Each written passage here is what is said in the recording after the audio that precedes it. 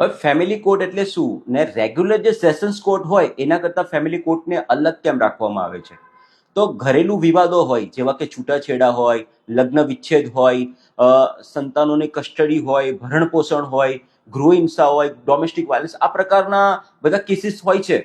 એને ચલાવવા માટે અલગથી ફેમિલી કોર્ટ એક્ટ 1984 પ્રમાણે વિશિષ્ટ કોર્ટનું નિર્માણ દરેક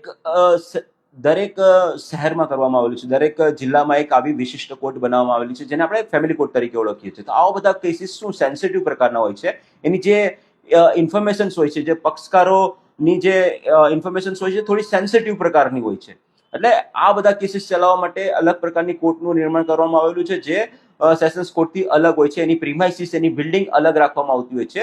ત્યાંનું વાતાવરણ થોડું સમાધાન ભર્યું રાખવામાં આવતું હોય છે જેથી કરીને આ ઘરેલું હિંસા, ઘરેલું વિવાદો જે હોય છે એનું સારી રીતે નિરાકરણ લાવી શકાય. એટલે શોર્ટમાં ફેમિલી કોર્ટ એટલે ઘરેલું વિવાદોનું સમાધાન કરવા માટે, એનું નિરાકરણ કરવા માટે બનાવેલી સ્પેશિયલ કોર્ટ એટલે ફેમિલી કોર્ટ આપણે સમજી શકીએ.